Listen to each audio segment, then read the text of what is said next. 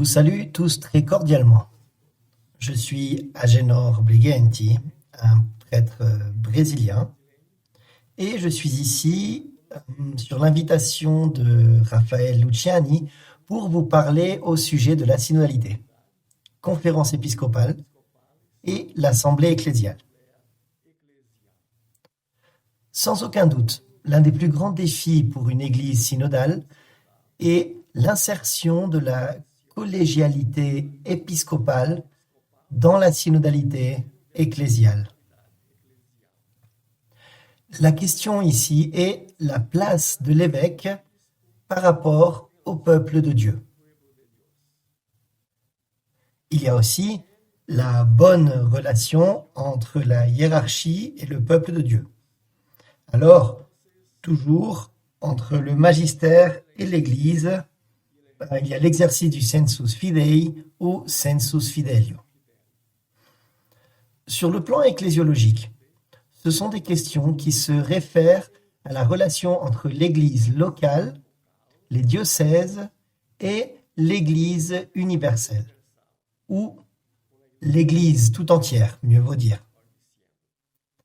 À cet égard, la conception de l'Église du Concile Vatican II est décisive dans Lumen Gentium. Le Concile dit que l'Église catholique, donc toute l'Église, est présente dans l'Église locale. C'est-à-dire que tous les moyens de salut dont l'Église est dépositaire sont présents dans chaque église locale. Mais comme aucune église locale épuise ce mystère, l'église est la communion des églises locales. C'est-à-dire que toute l'église est présente dans chaque église locale et elle est catholique, toute l'église, dans la mesure où elle est aussi en communion avec les autres églises locales. Dans l'église locale, il y a toute l'église, ou l'église entière, mais ce n'est pas toute l'église, parce que l'église est une communion d'églises locales. Au Concile, lorsqu'on définit l'église locale, on dit qu'elle est une portion du peuple de Dieu et non une partie du peuple de Dieu. Nous savons très bien que la portion contient le tout. Par conséquent, il n'y a pas d'église entière ou d'église universelle, ni intérieure, ni extérieure aux églises locales.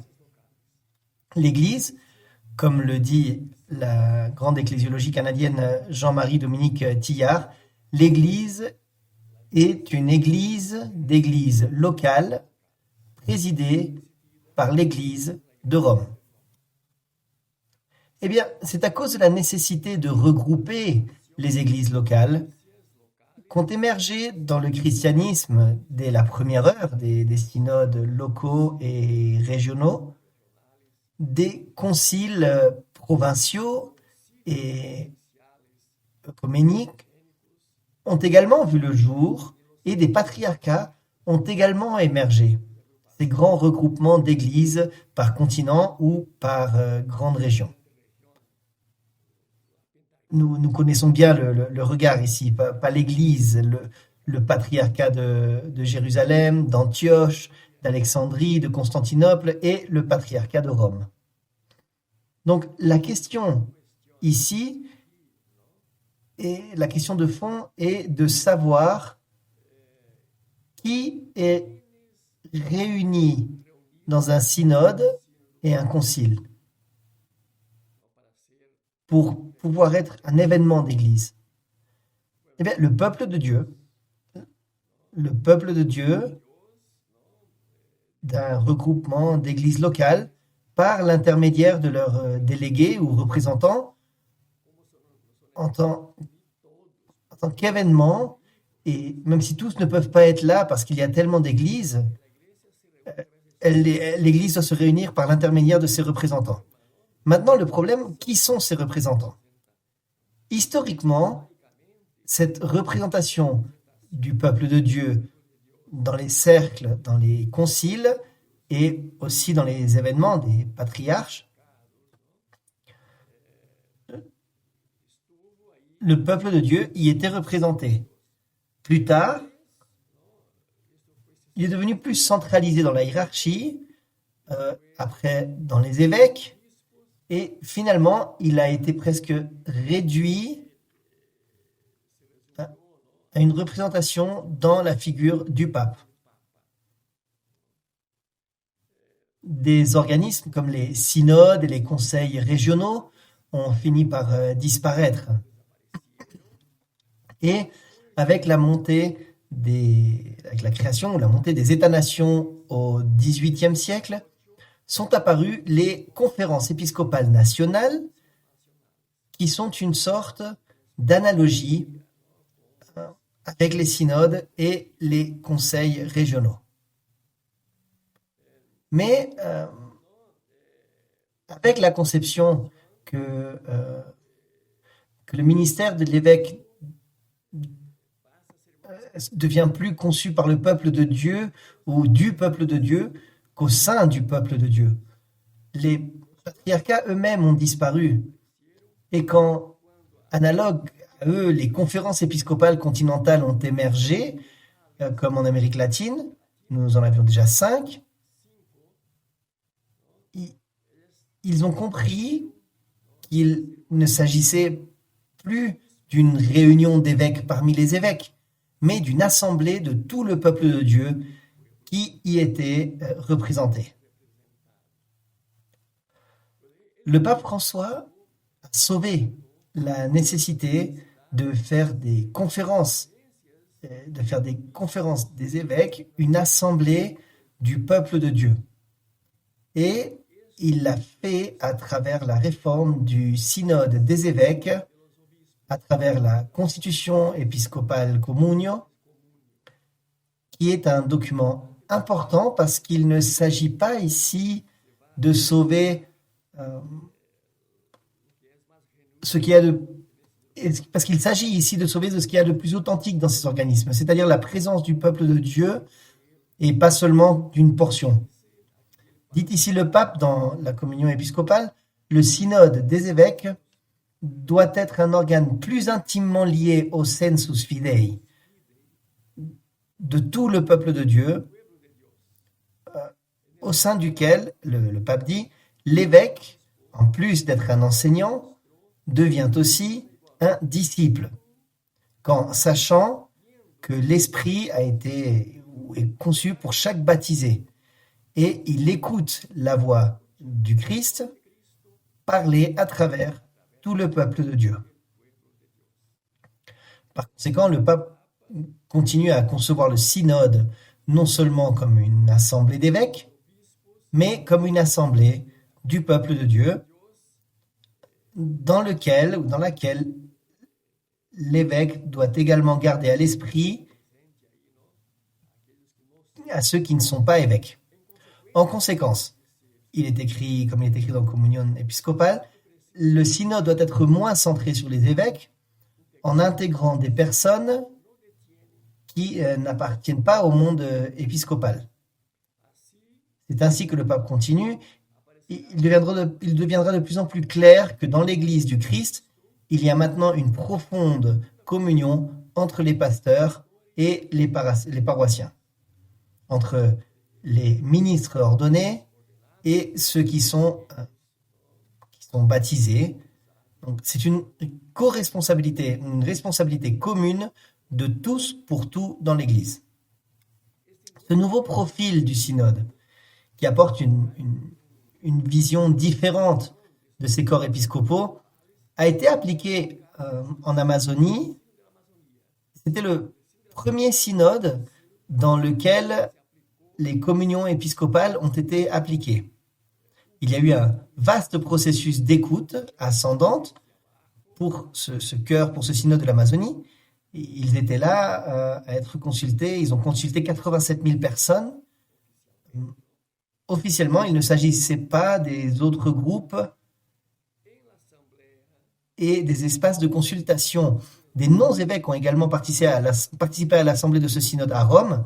Près de la moitié des participants étaient des évêques et l'autre moitié étaient des femmes. Donc, quelque chose, oui, de très inédit dans les cercles des évêques.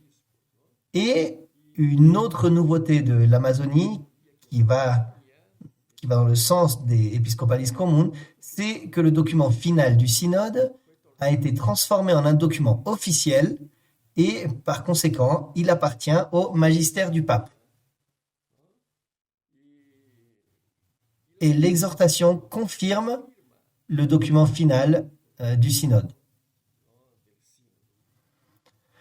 Le synode actuel que nous vivons sur la synodalité est allé encore plus loin que cette perspective.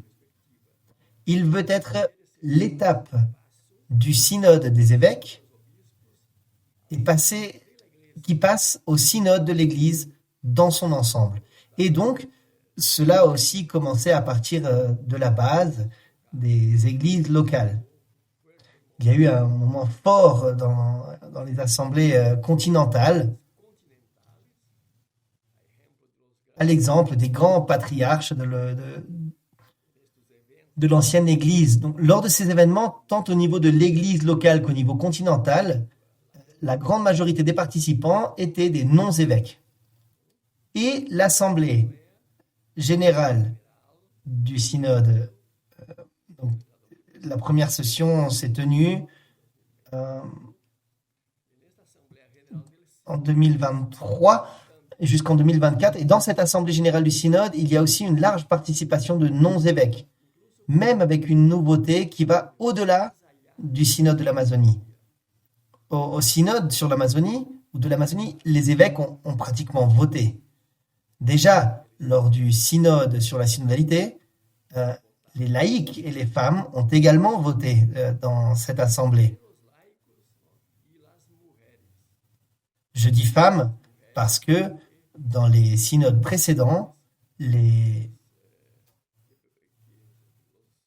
représentants des jantes masculines, les supérieurs généraux, pouvaient voter. Mais les supérieurs généraux ne votaient pas, alors qu'ici, les hommes et les femmes, les laïcs et les femmes avaient aussi un droit de vote. Donc, un pas de plus dans cette perspective de nationalisation de ces corps épiscopaux. Eh bien, une conférence épiscopale qui devient une conférence ecclésiale s'est produite avec la tenue de la première assemblée ecclésiale de l'Église en Amérique latine. Au lieu d'avoir une 6e conférence épiscopale, parce que nous en avions déjà 5, il y a eu la première assemblée ecclésiale, c'est-à-dire une réunion, une assemblée, non seulement d'évêques, mais avec des représentants de tout le peuple de Dieu. Et un autre signe important, très important dans cette perspective, c'est ce qui s'est passé avec la région amazonienne aussi. Pour articuler les 120 églises locales en Amazonie, au lieu d'un conseil épiscopal ou d'une conférence épiscopale, il a été créé une conférence ecclésiale de l'Amazonie. Elle s'appelle la CEAMA, un organisme inédit, nouveau dans l'Église, qui va dans le sens d'une représentation de ces organismes, dans ces espaces de rencontre des églises, non seulement d'une présence d'évêques, mais d'une présence de tout le peuple de Dieu. On peut se demander si ce n'est pas avec ce synode des évêques et avec la première assemblée ecclésiale, avec la CEAMA de la région amazonienne, que nous allons avancer dans l'Église dans cette perspective. Nous allons passer des conférences épiscopales aux conférences ecclésiales. Nous allons passer du synode des évêques à un synode de l'Église dans son ensemble. Donc, le renouveau du Concile Vatican II, il s'inscrit dans cette perspective, à tel point que nous abordons maintenant avec toute la question de la synodalité, c'est pour le renouvellement du Concile qui s'était arrêté à mi-chemin. Donc, la raison pour laquelle le pape François s'occupe du renouveau du Vatican II d'une manière très particulière, en prenant l'ecclésiologie du peuple de Dieu, parce qu'il y avait une tendance à lire l'ecclésiologie du Vatican II, Lumen Gentium, l'Église comme communion, mais en comprenant la communion des baptisés, des laïcs, avec la hiérarchie d'une Église pyramidale. Lorsque le Concile place la hiérarchie, qui est le 3e chapitre, au sein du peuple de Dieu, qui est le 2e chapitre, l'Église est le peuple de Dieu, un peuple organisé, il y a aussi une hiérarchie, mais à l'intérieur du peuple de Dieu, c'est pourquoi le Conseil s'engage dans cette voie. Et le magistère du pape François souligne également le fait que tous les efforts du pape sont dans la perspective d'une ecclésiologie efficace du peuple de Dieu. Mais vous savez aussi qu'il y a beaucoup de résistance contre une Église dans cette perspective. Résistance de secteurs de l'Église, en particulier de groupes d'évêques, voire de cardinaux, que nous connaissons aussi, n'est-ce pas? Que disent-ils? Contrairement à une Église du peuple de Dieu, également dans leurs organes représentatifs. Vous voyez, l'Église est hiérarchique. Et une Église essentiellement synodale ne nie ou sinon ne prend pas en compte l'Église en tant qu'Église hiérarchique. Comme ils disent, l'Église n'est pas démocratique, elle est hiérarchique. L'Église, c'est le peuple de Dieu, et la hiérarchie doit rester au sein du peuple de Dieu, pas au-dessus du peuple de Dieu. Un autre argument qu'ils utilisent est que l'assemblée du peuple de Dieu ne peut pas être la représentation de l'Église. Pourquoi une assemblée du peuple de Dieu et non des évêques? Cela éliminerait-il le magistère? Donc ici aussi, il y a une conception du magistère parallèle au peuple de Dieu, le sensus fidei, sensus fidelium, alors qu'en réalité, le magistère doit être l'expression de l'écoute du sensus fidei, du sensus fidelio. Et un autre argument que utilise pour s'opposer à une synodalisation des corps épiscopaux est que le pouvoir dans l'Église de dire le pouvoir existe dans l'Église de dire non. Le pouvoir de l'Église repose sur les ministres ordonnés. C'est une philosophie ancienne que le clerc et le peuple actif dans l'Église, le sujet de la prise de décision, et que les laïcs doivent être le peuple passif auquel il ne faut pas obéir docilement, mais que le clergé est le pôle actif.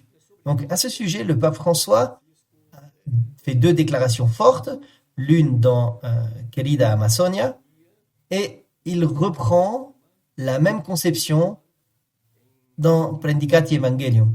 Cette constitution réformatrice qui a réformé la curie romaine, le pape dit dans ces 2 documents que les ministres ordonnés dans l'Église n'ont pas le monopole du pouvoir.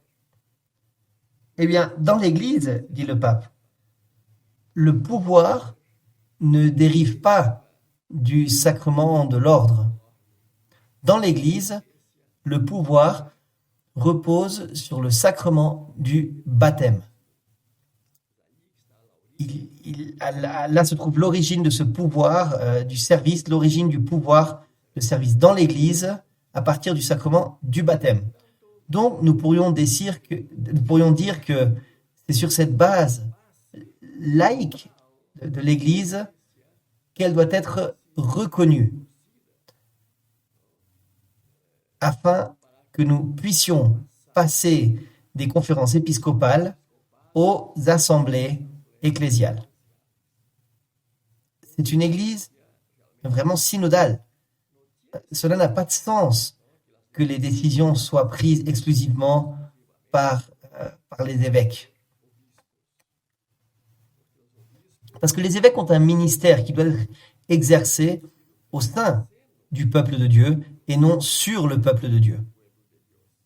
Et comme l'a dit le pape dans Episcopalis Communio, l'évêque est un maître, mais il est aussi un disciple lorsqu'il prend conscience que l'Esprit Saint parle à travers chaque baptisé et qu'il écoute ensuite le Christ qui parle à travers ceux qui ne sont pas ordonnés, qui parlent au travers de tout le peuple de Dieu.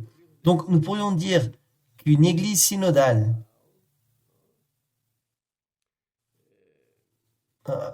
et en même temps le passage des conférences épiscopales aux assemblées ecclésiales dépend de la mise en œuvre d'une culture ecclésiale nettement laïque, comme le dit le pape à Querida Amazonia. Sans cette culture ecclésiale laïque,